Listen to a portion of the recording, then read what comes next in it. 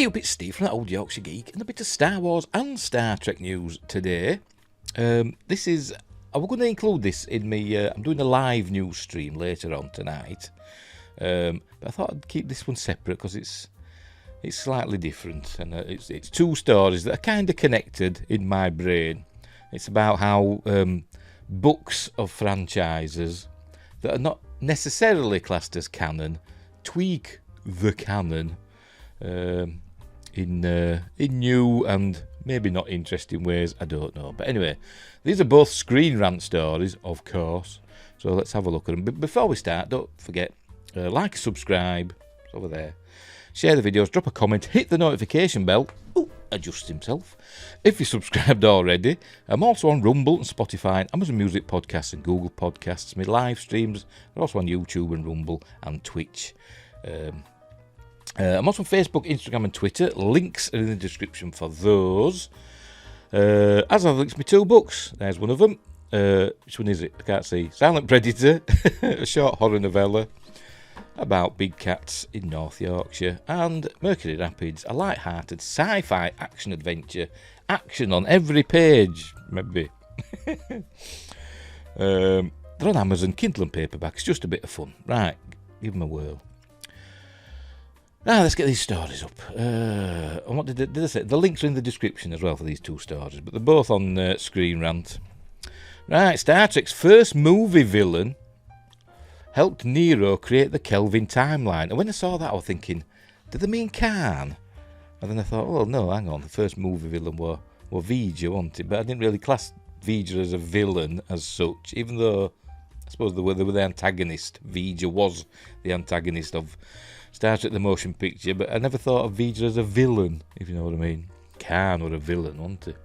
Anyway, Nero kicked off the Kelvin timeline in 2009, in the 2009 Star Trek film, which was terrible. It had good parts in it, but as on the whole, it was terrible. And it turns out, in my opinion, he had a little help from the franchise's first movie villain. Right, so here we go. Remember, this is from a novel. Is it a novel or a comic? I think it's a comic, actually. Star Trek's first movie villain inadvertently helped Nero create the Kelvin timeline. In the 2009 Star Trek film, the Romulan Nero is thrown back in time to the 23rd century, where he attacks the USS Kelvin.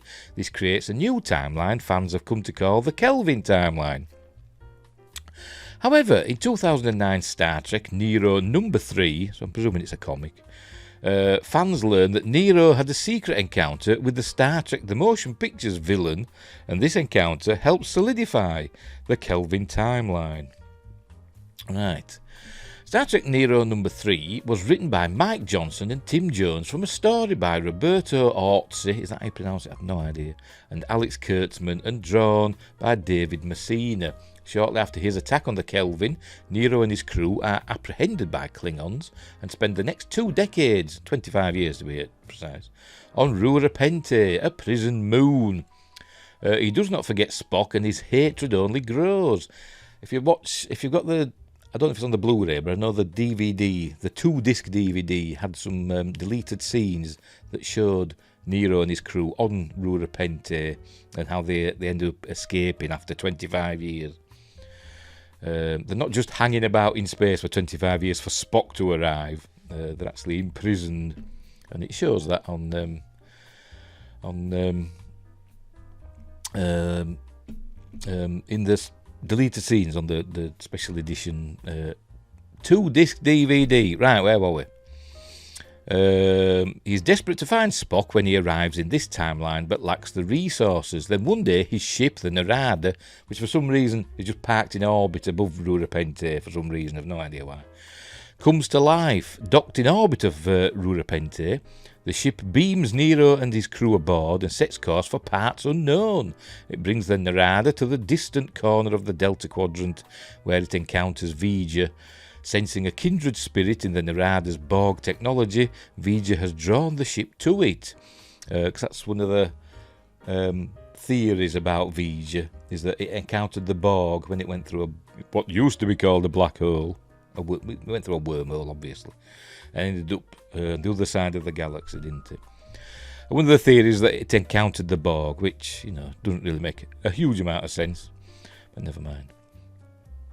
Because the Borg wouldn't have, you know, made V'ger super amazing and then sent it off again. They'd have assimilated its technology, wouldn't they? But they wouldn't, because Voyager were just like a primitive probe compared to the Borg, probably the Borg at that time. Anyway, whatever. Where were we? Sensing a kindred spirit in the Narada's Borg technology. Oh, yeah, that were it. Yes. Sorry, I'm getting ahead of myself. One of the theories is that V'ger were found by the Borg, but also, I forgot to mention, in the Star Trek Countdown comic that preceded the 2009 film, we learned that the Narada, which previously was a Romulan mining vessel, that it was upgraded. They went to after the destruction of Romulus, the came across a cloaked Romulan research station, and in that they had Borg technology, which maybe kind of connects to what happened in Picard, like, you know, 100 years later or whatever, where the Romulans had a Borg cube, didn't they? I suppose, you know, maybe it's just apples and oranges, I don't know. But anyway, and so the Narada was upgraded with Borg technology, which is why we see a lot of green in the Narada when we see its interior. So there you go. So it's a kindred spirit in the Narada's Borg technology. V'ger has drawn the ship to it. V'ger tries to absorb Nero, but it cannot. However, Nero is able to use V'ger's vast computer brain, faster than anything even in his home of the 24th century, to calculate when and where Spock will arrive. Nero returns to the Narada, setting course for Spock's arrival. Which kind of makes sense, doesn't it? Kind of makes sense. But you'd think he'd know where Spock would arrive. You'd think Spock would arrive at the place where the Narada arrived, you know, but like a quarter of a century earlier. But anyway, whatever. Obviously he didn't. V'ger is a threat in any Star Trek timeline. I believe that's probably from the comic. Right. V'ger is best known as the villain from Star Trek The Motion Picture, an enormous living machine. V'ger began life as Voyager 6, an Earth probe, which never existed, which proves that Star Trek is not in our timeline, in our, you know, history. Despite what the producers keep saying of current Star Trek, but never mind.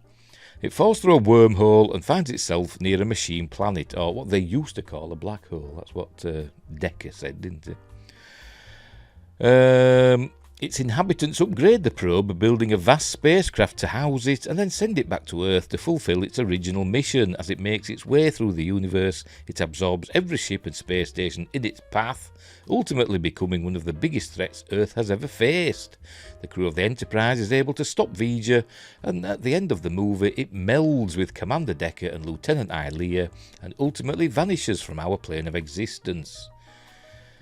V'ger played a massive role in the Kelvin timeline as well, didn't it? Without going anywhere near Earth. Nero is obsessed with finding Spock and avenging the Romulan people, but the calculations needed to find the Vulcan are beyond anything 23rd century science is capable of. Maybe just go to where you appeared, you know, wherever that star was, where the Kelvin was. Anyway, the USS Kelvin, which had a strangely huge crew, 800 people were on that ship. Why are the ships in the Kelvin timeline massive with huge crews? No idea. Anyway, V'ger, that's why it's rubbish. V'ger is able to provide Nero with the computing power he needs to find Spock and carry out his mission of vengeance, namely destroying the Vulcan homeworld. So I suppose this shows that in this comic, Nero wasn't just hanging around or being imprisoned on Rura Penthe for 25 years. He escaped at some point. Obviously, the Narada is super fast, or maybe it has Borg transwarp, you know, technology to get to the Delta Quadrant quick. Anyway,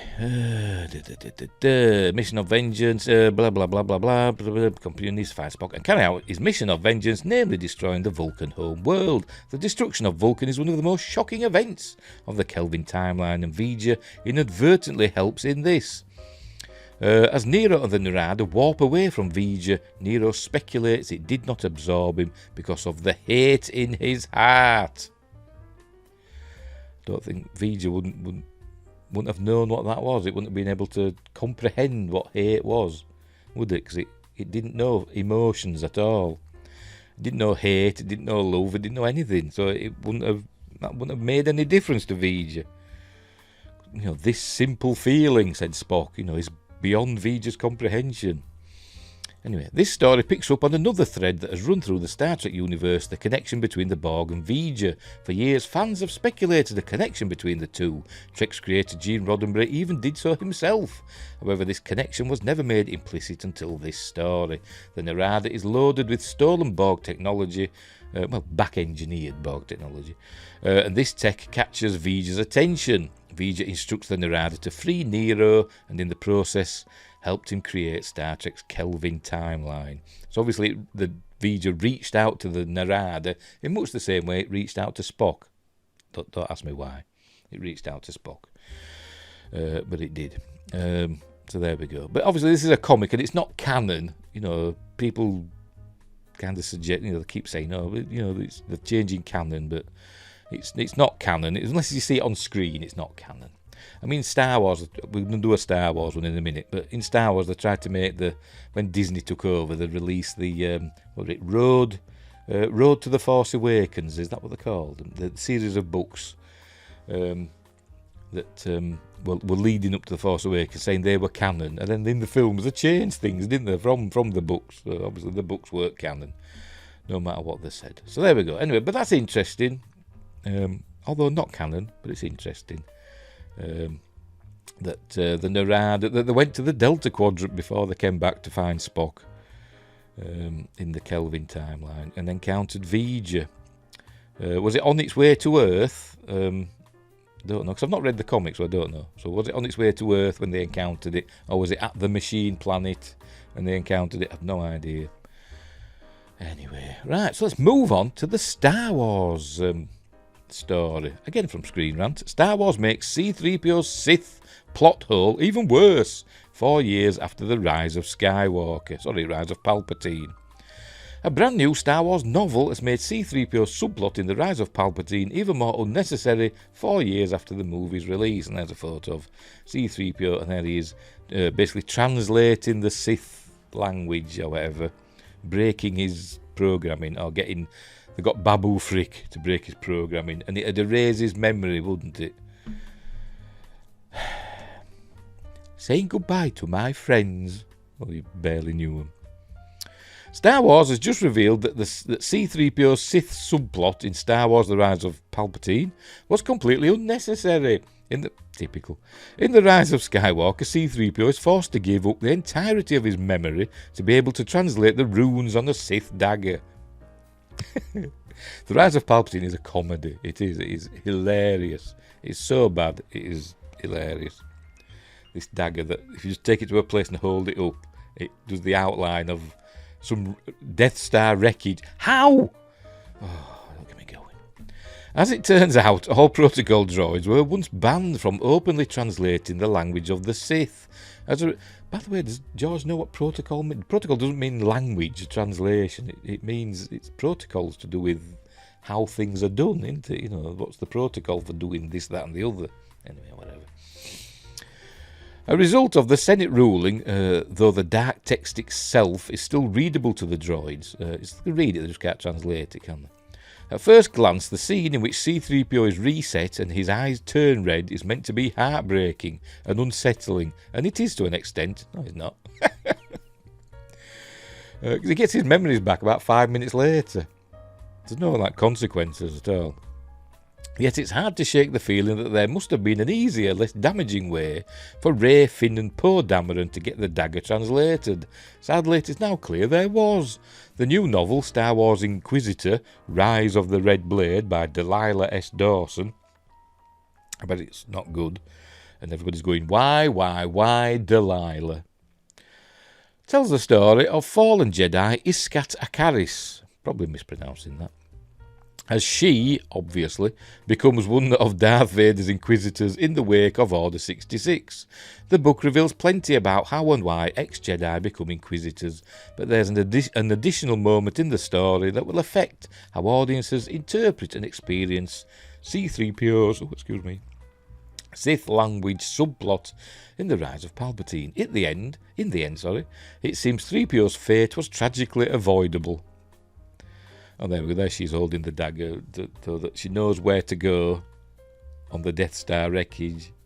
That's stupid. Stupid. Rise of the Red Blade features an RA7 protocol droid nicknamed 6RA7.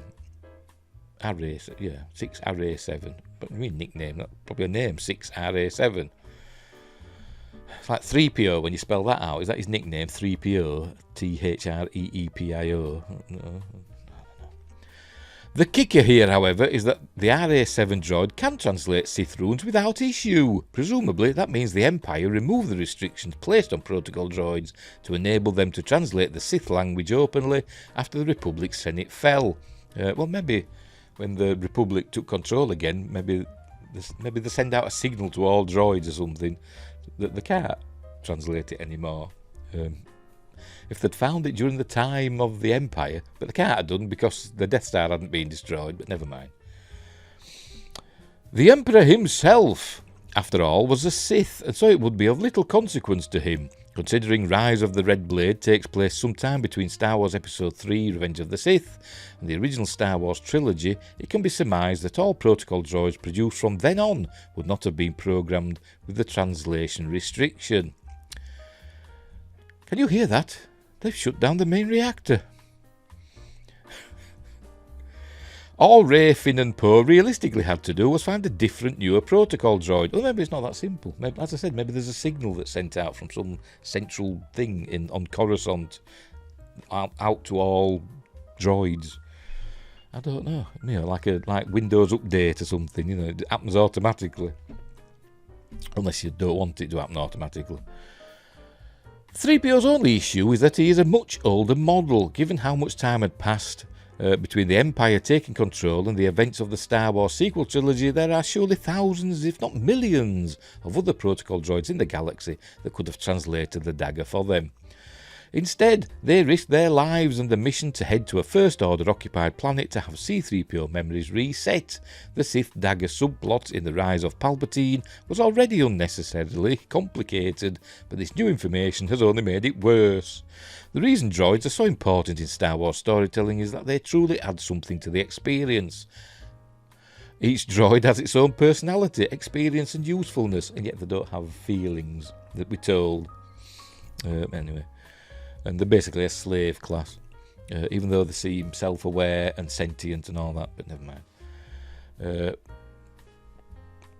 Was it L33T or whatever the hell you were called? We're right, even though Phoebe Waller-Bridge is horrible. Anyway, and as such is much more than window dressing. 3PO's memory being wiped for convoluted reasons in what is supposed to be an emotional scene, only to have that character building moment ruined when C-3PO's memory is later restored by R2-D2. Highlights more of Star Wars The Rise of Palpatine's narrative issues. Well, yeah, because it was just rattled off, wasn't it? The script was just rattled off when they decided they didn't want to go with Colin Trevorrow's story, Jewel of the Fate story. Basically because Rian Johnson ruined it all, didn't he, with his film, that Kathleen Kennedy signed off on the first draft. Unbelievable. Anyway, so there we go. But, so they didn't need, really, to reprogram 3PO. But I suppose it were easier than finding another protocol droid that may or may not have been able to translate the Sith runes. But anyway, it was stupid anyway, and it's a stupid film, it's a comedy. And and if you want a good laugh, go watch it. It's on Disney Plus. Go watch it on Disney Plus. It's funny. Light speed skipping. That's not how light speed works. That's what I'd have said if I were Han Solo. If I want dead. Right, we'll leave it there. We will leave it there. So two stories about how the books and the comics can fiddle about with canon, because unfortunately what is on the screen in Rise of Palpatine is canon, and what's in the book technically is not, but never mind. Right, so we'll leave it there. So thanks for watching wherever you are, look after each other, and until next time, I'll see thee.